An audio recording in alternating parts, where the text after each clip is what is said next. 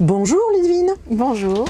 Je t'accueille dans la caravane La Bulle de Scénario pour parler de toi en tant que dessinatrice et plus particulièrement pour parler de la BD Le Grimoire d'Elphie que tu dessines. Alors d'abord, on va parler un petit peu de toi. Raconte-nous le dessin dans ta vie, c'est arrivé comment? Comme tout le monde en fait, hein, tous les enfants dessinent, donc voilà, j'ai commencé à dessiner toute petite. Et le truc c'est que chez moi c'est devenu, on peut dire, une bonne obsession, voilà, une certaine une monomanie. Voilà, donc il est devenu assez évident pour mes enseignants et mes parents que m'orienter vers des études de dessin aurait été une bonne idée. Voilà, donc c'est vrai qu'au final j'ai eu un parcours assez linéaire, j'ai jamais arrêté de dessiner et j'ai eu la chance de pouvoir y consacrer mon temps pendant mes études et du coup d'enchaîner professionnellement après. Voilà, j'ai travaillé dans le cinéma d'animation avant de venir à la BD. Et cette BD, du coup, elle t'a été présentée comment? Parce que moi, j'ai interviewé Audrey, donc elle m'a raconté un petit peu, voilà. Mais je voudrais que toi, tu nous en parles. Tu croises les infos, tu vérifies si on a la même version exactement. des choses. Alors, ma version des choses. Peut-on parler de kidnapping? Non, je plaisante. En fait, Audrey et Christophe m'ont contactée en me présentant donc ce projet qu'ils avaient créé, cet univers. Donc il y avait vraiment déjà l'univers, le concept, les personnages principaux, etc. Et quand j'ai lu donc le petit dossier qu'ils m'avaient envoyé, je leur ai répondu, c'est un peu effrayant parce qu'on dirait que vous avez lu dans ma tête. Voilà. C'était exactement le genre de projet, le genre d'histoire que j'avais envie de raconter. Donc une BD jeunesse avec une héroïne, avec une fratrie, des sœurs, avec de la magie, du fantastique, voilà. Donc ils avaient tapé extrêmement juste et Audrey m'a dit plus tard que si c'était pas tombé bien loin de mes envies et mes passions, c'est qu'en fait elle pensait un petit peu à moi pour ce projet. C'est ce qu'elle m'avait dit, effectivement. Donc on a la même version, ça va, on est raccord. Ouais, Audrey m'avait dit ça. La police des projets ne va pas venir nous chercher.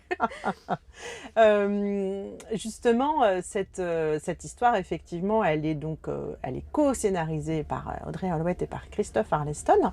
Comment est-ce que toi, tu peux, je sais pas, te donner un peu ton avis? Est-ce qu'il y a des choses qui sont un peu ta touche à toi dans les histoires, dans les scénarios, dans les personnages? Alors, c'est vraiment Christophe et Audrey donc avaient imaginé ce projet. Et le premier tome, je dirais les deux premiers tomes, vraiment, ils avaient des idées assez précises de ce qu'ils voulaient raconter, etc. Mais ils m'ont toujours dit d'emblée que de toute façon c'était une collaboration d'auteurs et d'autrices et que si j'avais des envies, des idées, que je n'hésite pas à les proposer. Et donc la collaboration est toujours très très ouverte avec eux. Ce qui fait qu'effectivement, il y a plein de choses dont on discute en amont quand on commence à parler du prochain tome d'Elphie, tout de suite après avoir fini le précédent. Et par exemple, dans le tome 4, je suis venue les voir un jour en leur disant « Bon, écoutez, on commençait à parler du tome 4, j'ai dit « Moi, j'ai des idées avec de la magie du tricot et je trouve que ça collerait trop bien à l'univers d'Elphie parce que moi, je suis extrêmement passionnée de tricot et de crochet, tout ce genre de choses. Voilà. Et donc, j'avais déjà imaginé avec mon compagnon plein de trucs autour de magie de tricot. Qu'est-ce que serait une magie du tricot? Et c'est le mot tricomancienne, c'est mon compagnon qui l'a inventé pour moi, en fait. Voilà, il disait que j'étais une tricomancienne. Bref. Et donc, tout ça, je suis venue en leur disant... Voilà toutes mes idées, j'ai envie d'en faire un truc un jour, mais en vrai, je me dis que ça irait bien dans Elphie. Parce que dans Elphie, la magie, c'est vraiment de la magie de la création au sens large. Donc ça peut être, faire de la pâtisserie, faire écrire, faire du dessin, fabriquer quelque chose, c'est magique. Et ils ont dit, écoute, c'est parfait, parce que dans le tome 4, on va dans la montagne et leur grand-père, il a des moutons. Donc ça colle vraiment extrêmement bien. Et c'est comme ça qu'il y a plein de choses que parfois, je peux amener en disant « Ah, moi j'aimerais bien qu'on parle de ça » ou « Ah, j'ai eu une idée qui colle bien avec l'univers, avec le système de magie d'Elphie et tout. » Donc la collaboration est très très ouverte, c'est hyper chouette. Ah, bah écoute, ouais. Est-ce que quand tu lis les scénarios, tu arrives un peu à déterminer qui a quelle idée? Puisque moi qui les connais un petit peu, Ah, j'avoue, et qui suis particulièrement le travail d'Audrey, oui. j'avoue que je reconnais les petites touches d'Audrey, je reconnais les petites touches de Oui, oui, Christophe, oui. toi aussi? Ouais. Il y a vraiment, bah voilà, Voilà. ils ont leur touche chacun, comme tu dis, et c'est vrai qu'il y a des choses où on se dit, ah c'est ce que Christophe aime raconter, ou ah ça c'est un truc que Audrey voulait rajouter, voilà. Oui, c'est vrai, on le sent. Ouais. Ouais, ils ont des univers tous les deux à la fois très marqués Mm. et puis à la fois ça se marie plutôt, plutôt très très bien, hein. Ouais, mais après, c'est vrai que, en même temps, comme pour Christophe Arleston, c'est un retour à de la jeunesse, vraiment jeunesse. Je pense qu'il y a plein de gens, plein de ses lecteurs et lectrices qui ont été un peu surpris peut-être de le voir sur ce registre-là. Et donc, au final, je me dis qu'il y a des gens qui doivent être, ouais, un peu, enfin, trouver ça un peu inattendu de. Je sais pas dans quelle mesure ils arrivent à faire le lien avec ces autres univers, mais oui, c'est très intéressant. Ouais. Alors qu'en fait, quand on connaît Mm, l'univers d'Arleston comme moi je le connais, mm, c'est-à-dire vraiment évidemment le fondateur du monde enfin le créateur du monde de mm. Troie, bah finalement il y a des scènes humoristiques dans Elfie qui sont pas Oui, si loin complètement. de ce qu'on pouvait lire dans un Landfeust. Donc en Ouais, fait, quand on connaît bien et quand on prend la peine effectivement d'ouvrir le grimoire complètement. d'Elfie, moi c'est ce que j'écris d'ailleurs systématiquement quand je chronique ces albums, Mm, je dis aux adultes lisez-les parce qu'il y a vraiment évidemment c'est de la jeunesse, évidemment c'est accessible mm, pour des jeunes enfants et pour des adolescents, mais en tant qu'adulte, on apprend plein de choses. C'est des ouvrages qui sont extrêmement bien documentés. mm, Christophe Arleston, c'est un passionné de géographie, par mm, exemple, et comme Elfie, en plus, a la bonne idée de parcourir notre beau pays et de nous amener dans une mm, région différente à chaque fois, on apprend plein de choses. mm. Mais ça, pour le coup, je pense que c'est vraiment le terrain commun qu'ils ont ensemble. C'est la passion de les régions, les légendes du coin, les histoires pas possibles de la baraque toute tordue de ce village perdu en Alsace. Enfin, voilà, ça, c'est le genre de truc sur lequel ils se retrouvent vraiment. Après, moi, ce que je vois aussi, c'est le système de magie. La manière de réfléchir à un système de magie qui est effectivement, moi, pour le coup, je vois vraiment la touche de Christophe Mm. là-dedans. La manière dont l'équilibre quand tu as des pouvoirs, qu'est-ce que tu peux en faire, comment les gérer en fait. Oui, Mm. c'était un petit peu le fond de Landfeust, hein, Mm. d'ailleurs, avec Bah, ouais. ses pouvoirs qui étaient parfois super super héroïques chez Mais certains, avec plein de limites. et puis Ouais. hyper basiques chez d'autres, Ouais. où on se disait, mais il a un pouvoir tout pourri, lui c'est Mm, nul. Et puis finalement, ce pouvoir, il se révélait avoir son utilité aussi. mm, mm. Mais là, en l'occurrence, dans le tome. Alors moi, le pouvoir magique du tome 4 m'a particulièrement touchée. Le tome 5. Du tome 5, Ouais. pardon, m'a particulièrement touchée, comme tu Mm, le sais, puisque effectivement, c'est le pouvoir de voyager dans le passé à mm. travers les photos. Donc ça, c'était vraiment juste génial. Mais celui du sortilège corps, c'est pas mal non plus, hein. C'est-à-dire le sortilège de guérir. Waouh, Ouais, c'est vrai ouais, que ouais. celui-là... et en même temps, on voit bien à quel point est-ce que le personnage qui le possède... Ouais, bah c'est aussi les limites de. Enfin, c'est ce que je trouve intéressant dans le thème de la magie, c'est quoi les limites aussi. Mm. Il y a un moment, la magie peut pas aller plus loin que ce qu'on peut régler soi-même avec les émotions en fait. Donc, je trouve que ça c'est très très bien dosé dans Elfie effectivement. Et oui, avec le tome 6, c'est cette question de comment est-ce qu'on peut soulager. Des douleurs, alors des douleurs, il y a des douleurs physiques, il y a des douleurs morales, mentales, tout ça. Voilà, bah, en fait, on arrive aux limites aussi de, bah, la magie, c'est pas un truc magique paradoxalement dans Elfie en fait. Ouais, ça C'est règle un pas outil, tout, en tout cas. c'est Ouais. un outil un peu plus, mais ça règle pas tout. Ouais, Ouais. c'est l'humain, la Ouais, solution, c'est c'est ça. pas la magie. Moi, j'ai adoré moi qui connais la Corse, je suis une amoureuse de la Ah, Corse. ça Je t'a me plu? suis retrouvée vraiment en Ah, vacances cool. en Corse. Et alors, mention spéciale quand même à tes petits familiers. J'avais adoré Lulu. Mais alors là, le petit signal, Ah, alors il est lui, mignon. je le veux. Il est génial, ce petit cochon là. Ouais. Bah oui, bah forcément, en fait, quand ils ont réfléchi... Bon, c'est Christophe. Christophe a fait un caprice. Christophe voulait aller en Corse. Voilà, il faut le dire. Et alors, quand quelqu'un qui a du sang en Corse vous dit « ça sera un livre sur la Corse », vous dites pas non, en fait. Vous dites « d'accord ». Voilà.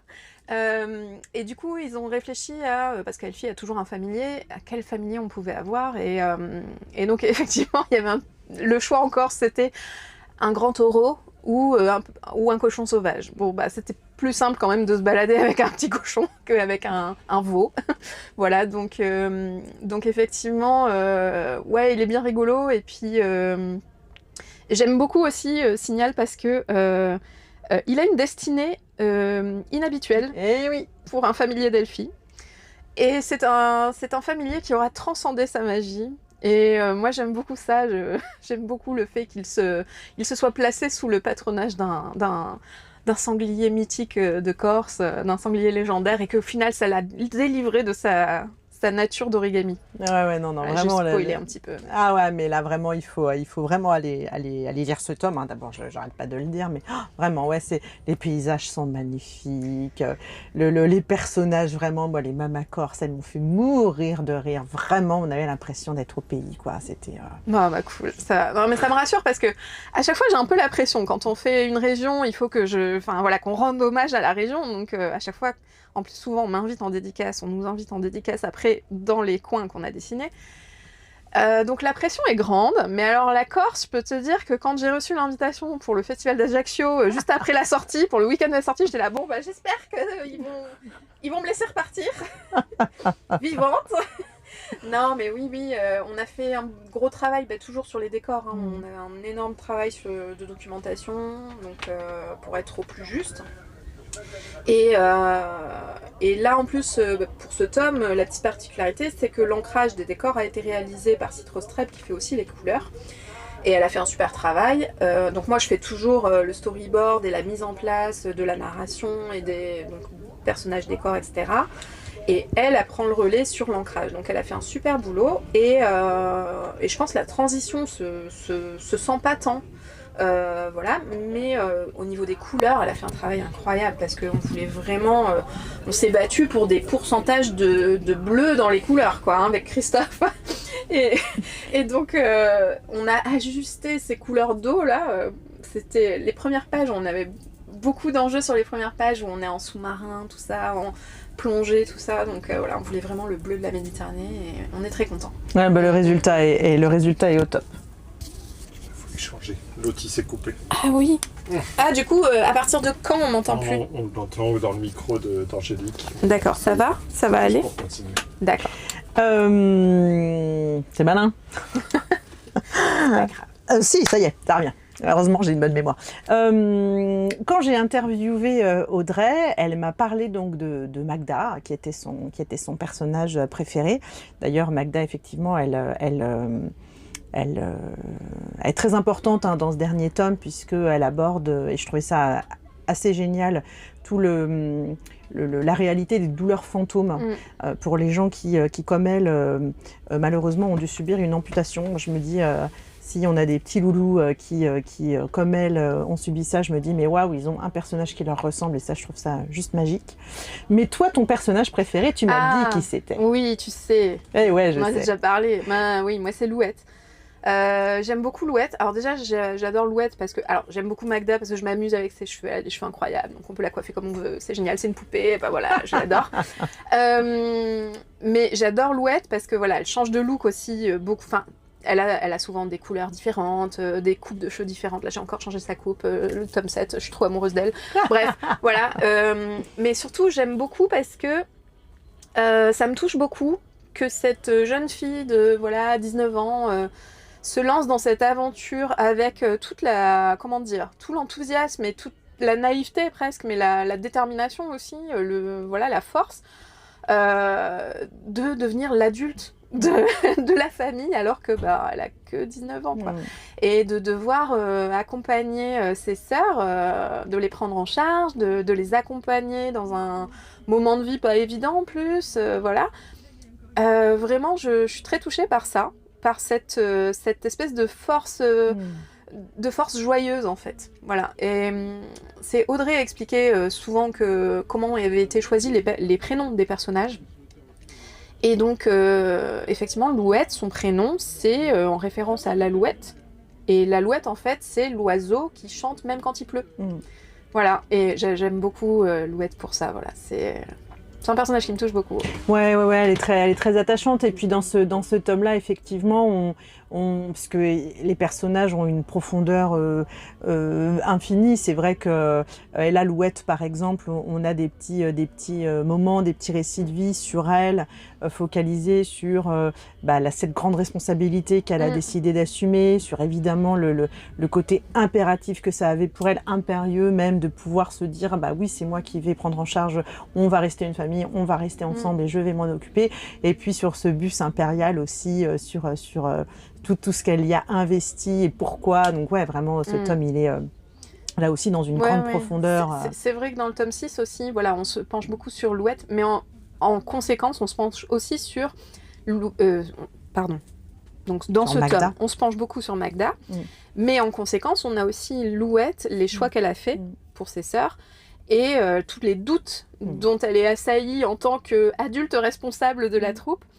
Et oui, elle a des moments très touchants où elle se demande est-ce que j'ai fait le bon choix, est-ce que j'ai tout foiré, est-ce que c'est bon pour vous en fait, est-ce que ce que je fais c'est bien, enfin voilà, la parentalité, bonjour. C'est voilà. Ça, toutes les questions que se posent des parents, mais alors avec toute la pression de la famille corse qu'il faut aller visiter. Oui, alors ça vraiment, je peux t'assurer que pour tous les gens qui sont d'origine méditerranéenne, quand tu arrives au pays, la première chose qu'on te fait, c'est le listing de il faut que tu ailles voir machine, il faut que tu ailles voir machine. Donc vraiment, ça m'a fait mourir de rire parce que moi, ça m'a rappelé mes vacances au pays. Hein. Vraiment, c'est exactement ça. Bah écoute, après Christophe ayant des origines corse, je pense qu'il avait ça vraiment. Il avait les références, l'expérience. Et donc Louette, voilà, qui se retrouve avec cette pression familiale en plus de tout le monde qui va regarder ce qu'elle fait. Mais oui, mais je pense qu'effectivement, c'est aussi ça qui génère tous ces petites tensions se révèlent dans ce moment-là où, comme tu dis, elles vont dans leur famille finalement. Alors c'est une famille qu'elles redécouvrent un peu, mais comme tu dis, le Grimoire d'Elphie, c'est un récit de comment on refait famille après un drame. Et du coup, voilà, il y a plein de choses qui sont explorées dans plusieurs tomes. Dans le tome 2, on a un potentiel papa, peut-être, comment on gère ça et tout. Dans le tome 4, on a le grand-père. Voilà, dans le tome 6, on va voir l'autre branche de la grand-mère. Enfin bon, bref. Et en vrai, c'est ces moments où je trouve il y a des rééquilibrages permanents dans les familles, en fait. Et je pense que voilà, cette visite, c'est un état des lieux de OK, qui on est, comment on se place et qu'est-ce qu'on fait de l'état des lieux actuel et qu'est-ce qu'on rééquilibre. Donc oui, c'est vrai que le contexte de retourner en famille a dû naturellement amener ces problématiques-là. Ouais. Et puis avec toujours une conscience quand même autour de l'écologie, hein, du soin de la planète. Là, effectivement, sur le tome en Corse, évidemment, non pas que ce soit un écueil, mais au contraire, c'était très important de rappeler effectivement les risques que peuvent encourir comme ça les grandes contrées avec les incendies, etc. Donc on a ce petit personnage-là, pas très sympa, là, qui va apprendre à ses dépens qu'à un moment donné, il y a des choses qui se font et d'autres pas. Mais je trouve ça assez génial, effectivement. C'est des BD qui portent des valeurs. Après ça, pour le coup, c'est vrai que je comprends que les gens trouvent que c'est cliché, le côté ah oui, le touriste qui met le feu au maquis. Mais en réalité, moi je suis pas corse, mais j'ai grandi juste en face, dans Côte d'Azur, Toulon. Et je suis désolée, tous les ans ça crame en fait. Et tous les ans ça crame parce que tous les ans il y a des gens qui font pas attention. Alors ça peut sembler cliché, mais en fait c'est juste la réalité de ces territoires-là, de devoir gérer ce paramètre de oui, on a une végétation qui flambe, donc il faut tout faire pour essayer de l'éviter, quoi. Donc bon. Ouais. Donc voilà, donc je trouve ça génial parce que je pense qu'effectivement, si notre jeunesse finalement peut-être imprègne cette idée-là, et peut-être qu'on aura moins de touristes moins attentifs dans quelques années, espérons. Oui, on espère, on espère. On est dans l'éducation de la jeunesse, c'est très bien. T'as envie de nous dire quelque chose, Ludivine, pour terminer ? Rendez-vous pour le tome 7. Voilà, on est en train de travailler dessus, donc on change encore de paysage, on change encore de contexte, voilà, j'espère que ça va vous plaire. Et est-ce que tu crois qu'un jour le bus sortira de la France ? Alors, c'est une question qu'on se pose souvent. Déjà, il y a la question en réalité des territoires d'outre-mer. On est dans un univers magique, il peut se passer plein de choses. Mais par exemple, pour aller en Corse, Christophe était très stressé de vérifier les dimensions du bus par rapport aux dimensions autorisées dans les ferries pour être sûr que le bus passe, parce que les bus anglais sont plus grands, que tu comprends. Bref, voilà. Mais rien n'est laissé au hasard quand même. C'est un truc de dingue. Il a vérifié que c'était vrai, que c'était possible. Ça va jusque-là, quoi. Mais en fait, il y a tous les territoires de la francophonie. Alors bon, les territoires qui sont des îles ou sur d'autres continents, type Amérique du Sud, etc., c'est une contrainte un peu particulière. Mais en réalité, on pourrait aller... Elfie à Tahiti. Voilà, enfin... mais même, on pourrait faire la Belgique, tous les pays francophones, la Suisse francophone, etc. On pourrait même aller en Afrique du Nord en faisant le tour comme ça, enfin...